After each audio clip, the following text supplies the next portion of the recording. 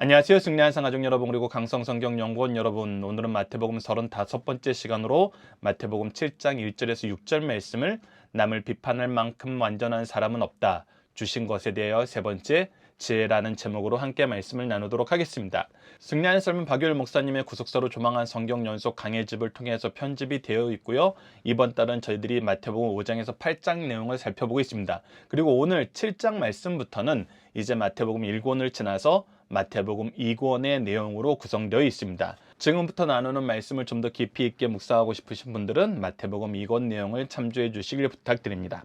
자, 오늘 본문 말씀 나누도록 하겠습니다. 오늘 본문 말씀은 우리 성경 전문 교사들이 정말 주의해야 되는 것입니다. 성경 전문 교사들은 하나님께서 먼저 말씀의 은혜를 얻게 하셨고 말씀의 은혜를 잘 나누라고 직분으로 세우신 사람들입니다.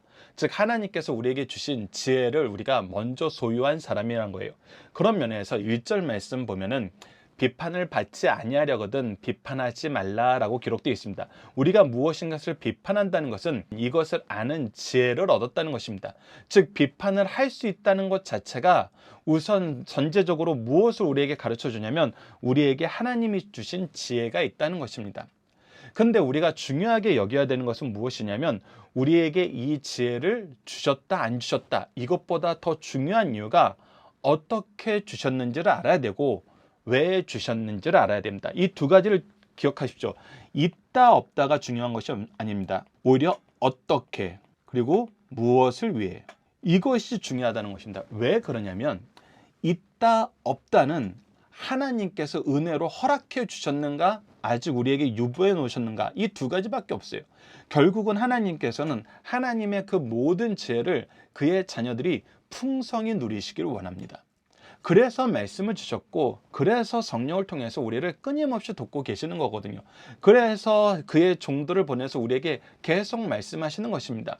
우리가 예레미야 44장 4절 말씀, 지난달부터 우리가 자주 언급해드린 말씀인데 이스라엘 민족에게 하나님께서 끊임없이 선지자를 보내요. 그것은 무엇이에요?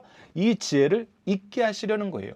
그러나 그들이 끝까지 어떻게 해요? 계속해서 그 말씀을 거절해요. 그러니까 하나님은 이것을 주시고자 하시고 죄악에 빠진 자들은 이것을 거절하는 삶을 삽니다. 그런데 오늘 우리가 1절 말씀에 대한 함께 묵상할 말씀을 보면 로마서 2장 4절로 5절을 보면은 하나님께서 우리에게 이것을 주시기 위해서, 이 은혜를 주시기 위해서, 이 은혜를 알게 하시기 위해서 어떻게 하셨냐면 혹 내가 하나님의 인자하심이 너를 인도하여 회개하게 하심을 알지 못하며, 즉 우리가 끊임없이 거역하고 끊임없이 하나님의 뜻을 어겼으나 그를 떠나려 했으나 오히려 그를 죽이는 데까지 불순종하였으나 하나님의 인자하심이, 하나님의 인내하심이 우리가 이것을 알게 할 때까지, 이것을 알고 회개할 때까지 끊임없이 우리를 인도하셨다는 거예요. 그래서 그의 인자하심과 용납하심과 길이 참으심이 풍성함을 멸시하느냐. 그래서 우리가 하나님으로부터 무엇을 받았다는 것은 그의 사랑하심, 그가 끝까지 우리를 받아들이려 하심, 그리고 그것을 위해서 끝까지 인내하심, 참으심, 이 풍성하심이 우리에게 있었기 때문에, 이러한 하나님의 역사가 있었기 때문에 우리가 지금 이 자리에 있다는 거예요. 그래서 우리가 이것을 있다 없다라는 것은 당연히 하나님께서는 있게 하세요. 그래서 더 중요한 것은 이것을 어떻게 있게 하셨냐는 거예요. 어떻게 지혜 얻게 하셨냐는 거예요. 로마서 2장 4절에서 5절 말씀을 통해서 보면은 그의 인자하심과 용납하심과 길이 참으심이 우리에게 이 지혜를 잊게 하시는 하나님의 방법이었다는 거예요. 계속해서 봅시다. 다만 내 고집과 회개하지 아니한 마음을 따라 진노의 날, 곧 하나님의 의로우신 심판이 나타나는 그날에 임할 진노를 내게 쌓는도다. 그래서 이 어떻게 주신 거대로 우리가 어떻게 해야 돼요? 우리도 하나님처럼 이것을 어떻게든 주려는 하나님의 뜻에 동참하여서 이것을 전하는 사람이 돼야 돼요. 전하는 사람이 되어야 된다는 것입니다. 근데 비판한다는 것은, 이것은 전하는 사람이 아니라는 거예요. 비판한다는 것은 단순히 그를 지적질하는 거예요. 너 그거 왜 못해? 왜 안 해? 그리고 나서 무엇을 안 해요? 그것을 할 수 있게 돕질 않아요. 잘못됐다는 가르쳐 준 것으로 내 할 일을 다 했다고 생각해요. 그럼 하나님께서 말씀을 선포한 것으로 하나님을 다 한 거예요. 근데 하나님은 어떻게 하셨어요? 끝까지 가르쳤어요. 끝까지 도왔어요. 그래서 비판한다는 것은 무엇이냐면 우리가 하나님의 지혜를 하나님의 방법대로 쓰지 않고 하나님의 방법대로 주려 하지 않고 내 자랑으로 쓰는 거예요. 나는 이것을 얻었는데 너는 왜 이것을 못 얻니? 내가 가진 이것을 너는 왜 부러워하지 않고 너는 왜 이것을 중요하게 생각하지 않니? 그리고 내가 이것을 먼저 가졌으면 너는 나를 인정해야지. 왜 나를 인정하지 않니? 왜 나를 대접하지 않니? 그런데 우리가 지금 로마서 2장 4절에서 5절 말씀을 본 것처럼 하나님이 이것을 가졌다고 대접받으시면서 우리에게 이것을 주시지 않았다는 거예요. 예수님이 이 구원의 은혜를 우리에게 주시기 위해서, 하나님의 이 구속사를 우리에게 알려주기 위해서 어떤 과정을 겪었는지 우리 다시 한번 묵상해 봅시다. 그리고 앞으로 우리가 마태복음을 통해서 반드시 묵상해야 될 부분 중에 하나예요. 그럼 하나님께서 우리에게 이 지혜를 주시기 위해서 어떻게 하셨는지, 그것을 알면 우리도 어떻게든 하나님의 뜻을 이루기 위해서 이것을 주기 위해서 최선을 다해야 되는데, 우리는 단순히 지적질만 한다는 거예요. 그것이 바로 비판이에요. 그래서 2절 말씀을 봅니다. 너희가 비판하는 그 비판으로 너희가 비판받을 것이요 너희가 헤아리는 그 헤아림으로 너희가 헤아림을 받을 것이니라. 이것은 단순히 인지상정이다. 너도 한번 그 입장에서 다시 한번 생각해봐라. 이 정도가 아니에요, 여러분들. 다시 한번 강조합니다만 우리에게 이 지혜가 있다는 것은 우리가 잘나서 된 것이 아니에요. 우리가 단지 먼저 하나님의 은혜를 받은 것 뿐이에요. 다시 한번 강조하지만 우리가 먼저 은혜를 받을 자격이 있고 뭔가 잘한 게 있어서 받은 것이 아니에요. 하나님께서 우리에게 먼저 은혜를 베푸신 거예요. 먼저 사랑받게 하신 거예요. 무엇을 위해서? 내가 너희들 자격 없이 조건 없이 이 은혜를 베풀었던 것처럼 너희도 이 은혜를 베푸는 사람이 되어야 된다. 너희 또한 나의 일꾼이 되어서 이 은혜를 전하는 사람이 되어라. 너희 믿음의 스승들이, 너희 영적인 부모들이 너희들에게 값없이 은혜를 베풀었던 것처럼 너희들도 이것을 해야 된다. 그것이 하나님께서 우리에게 먼저 은혜를 주신 이유이고 이 지혜를 얻게 하신 이유예요. 그런데 내가 그것을 하나님의 방법대로, 하나님의 뜻대로 쓰지 않고 뭐 하는 데 썼어요? 나 자랑하는 데 썼어요. 그러면은 내가 비판하는 그 비판, 여기서 비판받는 그 기준은 뭐예요? 하나님의 말씀이에요. 하나님의 말씀은 뭐였어요? 값없이 은혜 받은 거 값없이 전하라는 거였어요. 근데 나는 이것을 내 자랑으로 썼어요. 그럼 내 자랑으로 써서 그 사람을 비판한 그 비판보다 내가 받아야 될 비판은 어떤 비판이에요? 하나님께서 너에게 끊임없이 인자하심과 용납하심과 길이 참으심을 너는 무시했고 내가 너에게 맡긴 그 사명을 너는 너의 자랑으로 썼다는 거예요. 그래서 나는 단순히 너는 왜 몰라? 너는 왜 인정 안 해? 라는 비판을 했지만 우리에게 돌아오는 그 비판은 원래 이 말씀이 가진 본질의 의미에서 우리를 비판하는 그 비판이고 헤아림을 받는 그 헤아림이란 거예요. 즉 우리가 상대방에게 얼마만큼 가해를 했는가, 그 가해에 대한 것이 아니라 우리에게 주신 사명 전반에 대한 거란 거예요. 이것을 우리가 기억해야 됩니다. 그래서 우리가 함께 묵상할 말씀을 좀 더 보도록 하겠습니다. 로마서 3장 10절에서 11절입니다. 기록된 바 의인은 없나니 하나도 없으며 깨닫는 자도 없고 하나님을 찾는 자도 없고 다 치우쳐 함께 무익하게 되고 선을 행하는 자는 없나니 하나도 없도다. 즉 다시 한번 성경은 얘기하고 있어요. 우리가 의로워서 하나님의 은혜 먼저 얻게 된 거 아니에요. 우리가 잘해서 하나님의 은혜를 먼저 받게 된 거 아니에요. 자격 없는데 조건 없이 우리에게 베푸신 거예요. 즉 하나님은 은혜로 주신 것을 우리는 내 자랑으로 쓰는 것이 바로 비판하는 자들이 가지고 있는 근원적인 문제라는 겁니다. 지혜를 잘못 쓰고 있는 가장 대표적인 모습이라는 거예요. 계속해서 봅시다. 야고보서 4장 11절로 12절을 보십시오. 형제들아 서로 비방하지 말라. 형제를 비방하는 자나 형제를 판단하는 자는 곧 율법을 비방하고 율법을 판단하는 것이라. 이 말씀 굉장히 중요합니다. 내가 만일 율법을 판단하면 율법의 준행자가 아니요 재판관이로다. 자, 하나님은 우리에게 왜 이 말씀을 주셨어요? 왜 우리에게 하나님의 뜻을 알게 하셨어요? 하나님의 뜻을 따르는 하나님의 자녀, 하나님의 백성, 하나님의 일꾼 삼기 위한 거였어요. 그래서 우리는 이것을 준행하는 사람이지 이걸로 판결하는 사람이 아니라는 거예요. 우리는 이것을 지키는데 잘 지키고 완전히 지키고 온전하게 지키는 사람 한 사람도 없어요. 오직 이것을 완전히 이루신 분은 예수님 한 분밖에 없고 우리는 예수 그리스도를 통한 은혜로 하나님께 나아가면서 이 말씀의 역사를 누릴 뿐이거든요. 그래서 우리는 이 은혜를 감사히 받고 감사히 나눔으로써 이 은혜의 역사에 동참하도록 사람들의 손을 함께 잡는 사람이지, 너희들 잘하나 못하나 위에서 심판하는 자가 아니라는 거예요. 이것이 리더가 가장 착각하기 쉬운 것입니다. 가장 착각하기 쉬운 거예요. 내가 아니까 나는 이거에 대해서 판단할 수 있어. 이거 아니에요. 너를 알게 하신 하나님이 너로 알게 하셨던 것처럼 너도 알게 하라는 거예요. 이것이 중요하거든요. 그래서 입법자와 재판관은 오직 한 분이시니 누가 구원하기도 하시며 멸하기도 하시느냐? 너는 누구에게 이웃을 판단하냐? 네가 이 사람을 구원하고 이 사람을 멸하는 주권자가 아니라는 거예요. 하나님이 우리를 재판관으로 세우신 적이 없다는 거예요. 그런데 지혜를 가지면 재판관이 된 줄 안다는 거예요. 아니라는 거예요. 이 지혜를 나눠주는 의로운 선생이 되라는 거예요. 의로운 선생이 되어야 된다는 것입니다. 자, 계속해서 말씀을 보도록 하겠습니다. 자, 3절로부터 5절까지의 말씀을 보도록 하겠습니다. 그래서 얘기합니다. 어찌하여 형제 눈 속에 있는 티는 보고 내 눈 속에 있는 들보는 깨닫지 못하느냐. 다시 한번 말하지만 하나님의 말씀은, 하나님이 주신 지혜는 우리에게 어떻게 주셨고 어떻게 쓰라 하시는지가 중요해요. 자, 이 부분에 대해서 이 그림을 한번 보시죠. 내가 지혜를 이만큼 가지고 있어요. 큰 원으로 가지고 있어요. 그런데 상대방은 이 작은 원으로 가지고 있어요. 작은 원으로 가지고 있어요. 그래서 내 기준으로 볼 때는 이 작은 원에 있는 사람이 이 부분도 모르고 이 부분도 모르고 이 부분도 모르고 이 부분도 모르고 이 부분도 모르고 이 부분도 몰라요. 모르는 게 너무 많아요. 자, 그래서 내가 이것을 뭐 하는 데 썼냐면 이 작은 공을 판단하는 데 썼어요. 너는 왜 여기 요것도 모르니? 근데 이것을 판단하는 데 쓴다는 것은 무엇이라고요? 이 큰 원을 가지고 있는 것을 잘못 쓰는 거라고요.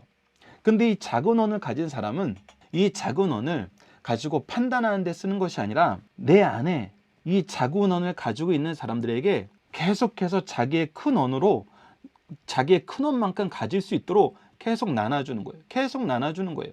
그래서 옆에 있는 사람들도 자기만큼의 크기가 될 수 있도록 계속 키우는 거예요. 나누는 거예요. 이끄는 거예요. 자, 이랬을 때 보십시오. 내가 큰 원을 가지고 있지만 판단하는 데 썼어요. 그럼 나는 이 전체 큰 원을 뭐 하는 데 쓴 거예요? 하나님의 뜻과 잘못된 곳을 쓴 거예요. 그래서 나의 잘못은 이만큼이 생기는 거예요. 그러나 작게 가졌지만 하나님의 뜻대로 잘 쓰는 사람은 최소한 그의 사람의 잘하는 것은 어느 정도 있어요.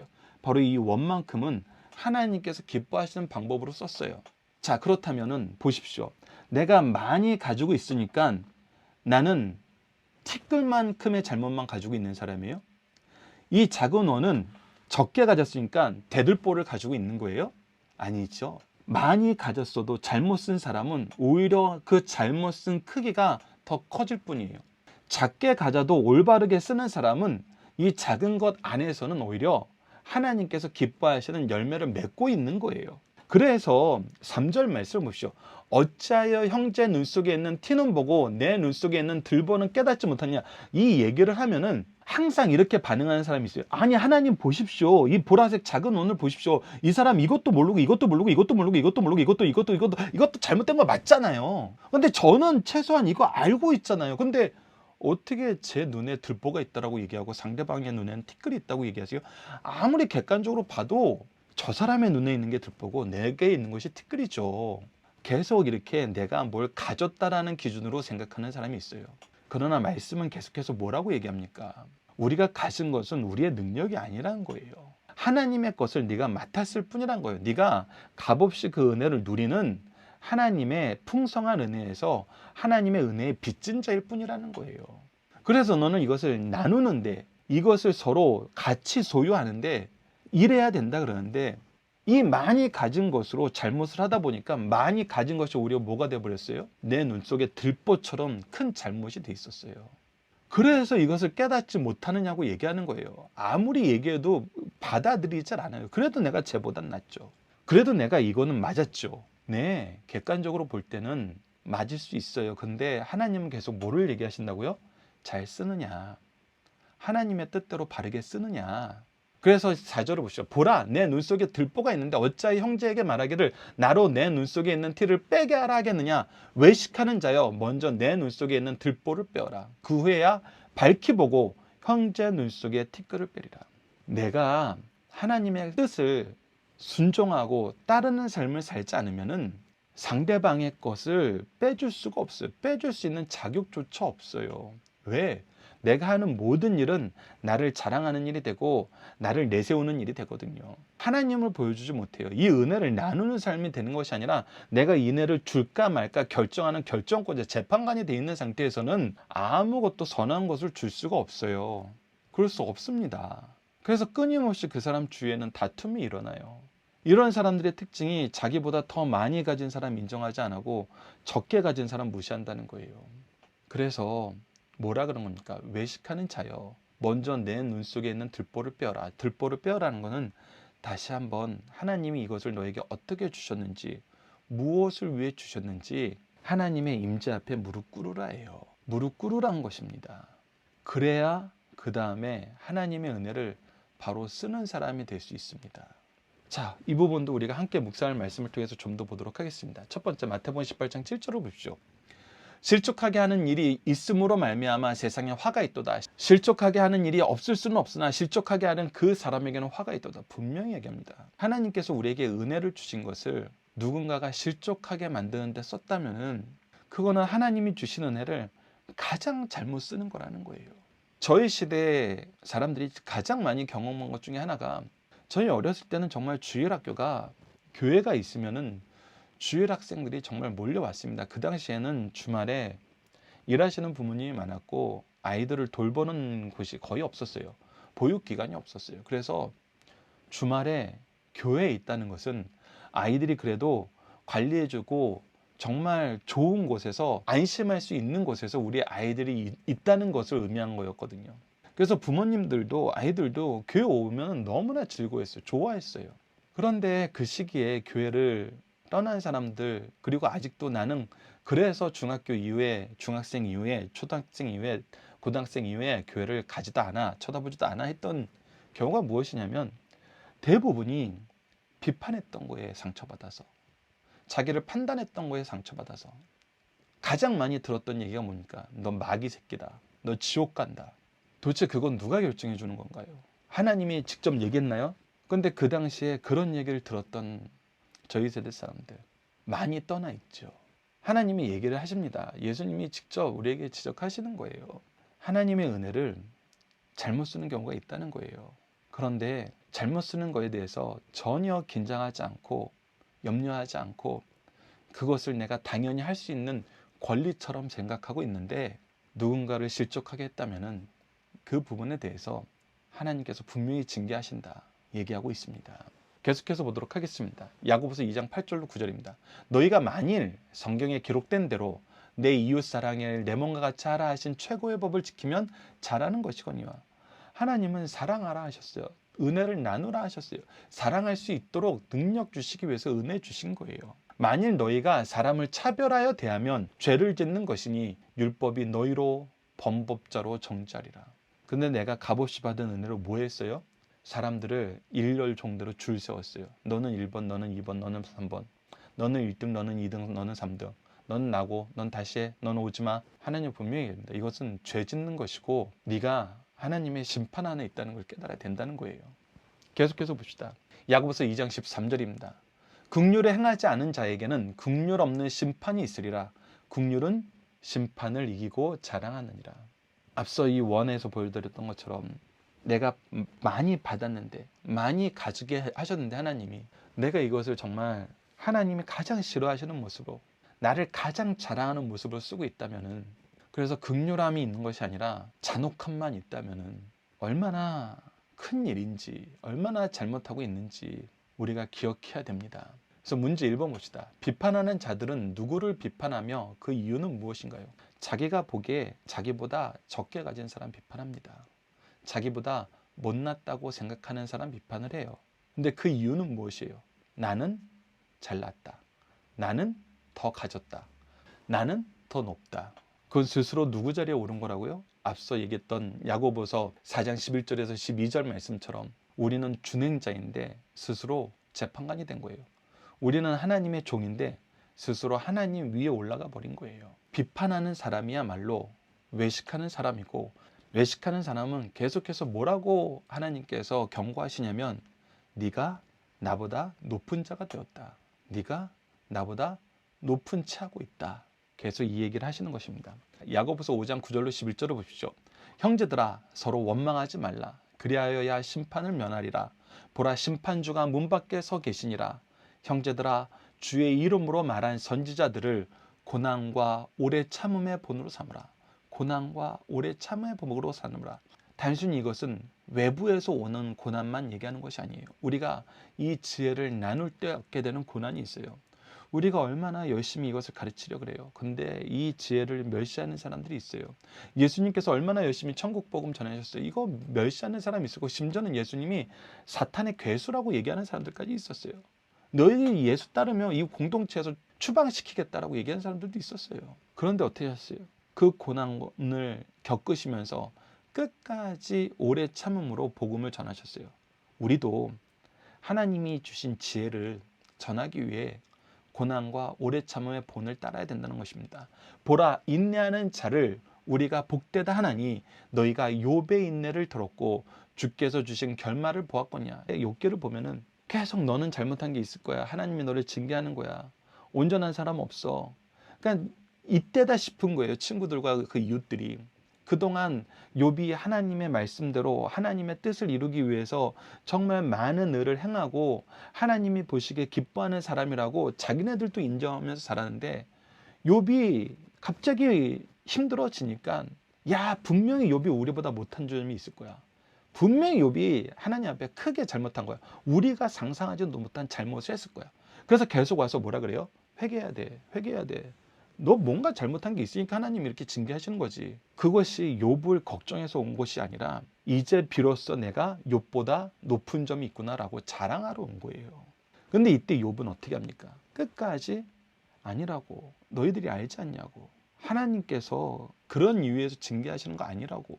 오히려 우리가 하나님의 말씀으로 너희들이 아는 것대로 나에 있는 그대로 봐주고 너희들이 말하는 것에 대해서 너희들도 다시 생각해 보라고 끊임없이 말씀으로 권면을 합니다. 그랬을 때 하나님께서 뭐라 그러십니까? 하나님의 임재할 때 욥이 보여준 가장 아름다운 모습, 하나님이 우리에게 정말 갖게 하는 모습, 욥기 전체를 보면 욥이 잘못한 것이 드러나지가 않아요. 근데 하나님의 임재 앞에 딱 서게 되자 뭐 하게 돼요? 회개하게 돼요. 바로 이거거든요.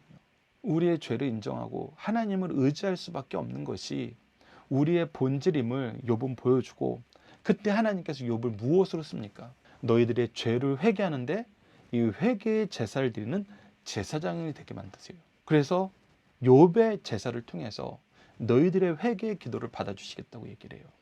이것이 욥기를 통해서 우리에게 보여주신 결말이에요. 그래서 우리도 욥처럼 오래 참음과 인내를 가지고 끝까지 말씀을 전하고 회개의 열매를 맺을 때까지 우리가 옆에서 수고해야 돼요. 계속해서 야고보서 말씀입니다. 주는 가장 자비하시고 긍휼히 여기는 이시니라. 하나님은 자비와 긍휼이 우리에게서 넘치도록 나와서 하나님의 방법으로 이 지혜를 나누게 하세요. 자, 그래서 우리가 이제 말씀으로 어떻게 해야 되는가? 마지막 6절 부분 나누기 전에 먼저 우리가 이제 비교를 합시다. 올바르게 하는 것, 하나님의 말씀을 바르게 우리가 가르칠 수 있는 것, 가장 많이 우리가 나눈 디모데후서 3장 16절로 17절입니다. 모든 성경은 하나님의 감동으로 된 것으로, 이것이 하나님의 말씀을 인정하고 하나님의 말씀이 우리에게 어떻게 임했는지, 왜 임했는지 말씀 안에서 그것을 우리가 끊임없이 묵상하는 거예요. 교훈과 책망과 바르게 함과 의로 교육. 교훈은 우선 티칭하는 거예요. 가르치는 거예요. 책망은 티칭한 것을 기준으로 볼 수 있게 하는 거예요. 틀렸니 맞았니? 틀렸니 맞았니? 하나님의 기준으로. 우리의 내용도 틀렸니 맞았니? 방법도 틀렸니 맞았니? 방향도 틀렸니 맞았니? 항상 하나님의 말씀 기준으로, 예수님이 기준으로 이것이 우리가 평가할 수 있어야 돼요. 책망할 수 있어야 돼요. 근데 이 책망하는 것에서 끝나면은 이 책망은 비판, 판단하는 거하고 거의 똑같아요. 이 후속 조치가 안 나오면은 비판하는 거예요. 판단하고 끝내는 거예요. 후속 조치가 뭐냐면 바르게 함. 이거 우리가 고쳐줘야 되는 거예요. 이거 우리 책임이라는 거예요. 하나님이 우리가 고쳐질 때까지 은혜를 베푸셨던 것처럼 우리가 가르치고 그 기준으로 보게 하였으면 이거 고쳐주는 것도 우리의 일이라는 거예요. 고쳐주는 거에서 끝나는 것이 아니에요. 이 고쳐준 것이 계속 유지되도록 의로 교육, 의로 계속 훈련받도록 하는 거예요. 사실 이것 두 개까지가 바로 우리가 은혜를 나누는 삶이라는 거예요. 잘못하면은 여기서 멈추면은 우리가 은혜를 자랑하는 것으로 끝나게 돼요. 그래서 말씀을 일부만 실천하고 일부를 버리면은 우리가 잘못하는 것이 돼요. 그래서 이렇게 했을 때 이는 하나님의 사람으로 온전하게 하여 모든 선한 일을 행할 능력을 갖추게 하느니라. 그래서 이걸 우리가 경험하는 거거든요. 우리가 이 과정을 통해서 능력을 얻었어요. 우리도 이 과정을 통해서 능력을 전하는 사람이에요. 나누는 사람이에요. 그들을 성장시키는 사람이에요. 이것을 우리가 기억하면서 마지막 6절 말씀을 우리가 함께 나누도록 하겠습니다. 6절 보십시오. 거룩한 것을 개에게 주지 말며 너희 진주를 돼지 앞에 던지지 말라. 참 이것이 여러분들 이거는 목회자가 될 때 강도사고시, 목사고시를 보고 교단에서 반드시 하는 것이 있는데 그것이 뭐냐면 면접입니다. 그리고 정말 놀랍게도 여러분들은 안 믿겨지시겠지만 면접에서 떨어지는 경우가 있어요. 이것은 무엇을 얘기하냐면 주의 일을 한다는 것은 성적으로 되지 않는다는 거. 목회자가 되는 과정을 지도하시는 목사님들은, 지도하시는 선생님들은, 교수님들은 너무나 잘 알고 있다는 거예요. 성적으로 보면 큰일 난다는 것입니다. 그것을 우리에게 너무나 잘 보여주는 말씀이 바로 6절이에요. 거룩한 것을 개에게 주지 말라. 거룩한 것은 하나님이 주신 직분이에요. 하나님의 일꾼이 되는 자격이에요. 그런데 이것을 단순히 성적을 가지고 주게 되면은 이것은 정말 하나님의 방법대로 쓰는 것이 아니라 자기 자랑을 위해서 오만 가지 잘못된 일을 더 강하게 폐악들을 저지를 수 있다는 거예요. 그래서 하나님의 것으로 나쁜 짓을 하는 자들이 생긴다는 거예요. 그것이 바로 거룩한 것을 개에게 주는 것이고 너희 진주를 돼지 앞에 던져 놓는 것이라는 거예요. 그들이 그것을 발로 밟고 돌이켜 너희를 찢어 상하게 하리라. 그래서 오히려 이 거룩한 직분을 준 사람들까지 상처받게 하고 정말 큰 고통을 준다는 것입니다. 그래서 교단의 어르신들이 가장 안타까울 때가 언제예요? 우리가 인정해서 우리가 가지고 있는 제도를 통해서 배출한 목회자가 속된 말로 이단의 괴수가 되었을 때 얼마나 아파합니까? 너무 괴롭거든요. 세상에서도 뭔가 큰 잘못을 저질렀는데 이제 교회를 좀 아는 분들은 보면 어느 교단이래, 어느 대학 출신이래 이거 물어보잖아요. 엄청나게 큰 상처를 주게 돼요. 그래서 일꾼을 뽑는다는 것은 지혜의 양이 아닙니다. 앞부분에 처음에 얘기했던 건 지혜의 양이 아니에요. 하나님이 주신 것을 어떻게 받았는지 알고 어떻게 쓰는지 아는 사람을 뽑는 것입니다. 즉 하나님의 뜻에 충성하는 사람을 뽑는 거예요. 그래서 우리가 이 부분도 함께 묵상할 말씀을 통해서 계속해서 보도록 하겠습니다. 먼저 베드로후서 2장 21절에서 22절입니다. 의의 도를 안 후에 받은 거룩한 명령을 저버리는 것보다 알지 못하는 것이 도리어 그들에게 나으니라. 정말 성경 전문 교사로, 교회 교육자로, 일꾼으로 뽑았다는 것은 하나님의 거룩한 명령이 무엇인지 알게 하셨다는 거예요. 하나님의 거룩한 명령은 은혜를 나누는 거예요. 하나님의 말씀을 실행할 실천자가 되어서 함께 손잡고 함께 실천하는 하나님의 거룩한 공동체를 이루어 나가는 것입니다. 그런데 나만 재판관이 돼버렸어요. 나만 자랑하는 사람이 돼버렸어요. 이것은 오히려 하나님이 주신 것을 알지 못하고 거부한 것이 아니라 알면서도 거부한 것이 되어버린다는 거예요.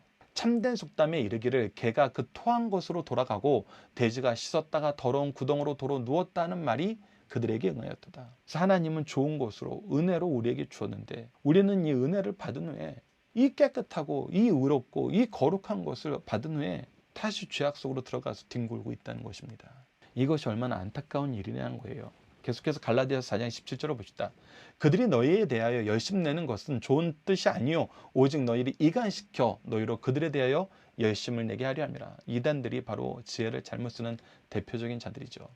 나의 이익이 되게, 나의 영광만 누리게, 내가 원하는 대로 이루어지게 하기 위해서 서로를 이간질시키고 오히려 자기에게 넘어오게 만든다는 것입니다. 끊임없이 유혹한다는 것입니다. 자, 사도행전 13장 45절 46절 보고 마무리를 하도록 하겠습니다. 유대인들이 그 무리를 보고 시기가 가득하여 바울이 말한 것을 반박하고 비방하거늘 바울과 바나바가 담대히 말하여 이르되 하나님의 말씀을 마땅히 먼저 너희에게 전할 것이로되 너희가 그것을 버리고 영생을 얻기로 합당하지 않은 자로 자처하기로 우리가 이방인에게로 향하노라. 이때 하나님의 일꾼들은 어떻게 일하느냐? 이것을 끊임없이 거역하는 자들에 대해서 하나님은 어떤 역사가 있음을 가르쳐 주느냐? 이것을 잘못 쓰는 자들은 내버려 두고 오히려 이 은혜를 다른 자들에게 넘치게 받게 한다는 것입니다. 우리가 은혜를 거역함으로 다른 곳으로 넘어가고 있는 역사가 있는지 우리 정말 진지하게 살펴봐야 됩니다. 그리고 빨리 회개해야 돼요. 그리고 우리가 전하는 사람이 된다면은 이것을 거절하고 이것을 가지고 끊임없이 악을 행하고 이 역사를 방해할 때 우리가 그것에 무너지지 말고 우리에게 맡긴 영혼들에게 다시금 이 말씀의 역사를 그들과 맞대어 싸울 필요 없습니다. 우리에게 맡긴 영혼들 하나님께서 계속 보내주십니다. 그들을 향하여 하나님의 오래 참음과 인내하심으로 동시에 이 고난을 견디며 끝까지 은혜를 나누는 우리 승리한 상 가족들 되었으면 합니다. 자, 그래서 두 번째 문제, 비판하는 자들은 스스로 어떠한 상태인지 돌아보아야 되나요? 우리가 스스로 받은 은혜를 거역하고 죄악으로 하나님이 징계하시는 곳으로 들어선 것이 아닌지 끊임없이 살펴봐야 된다는 것입니다.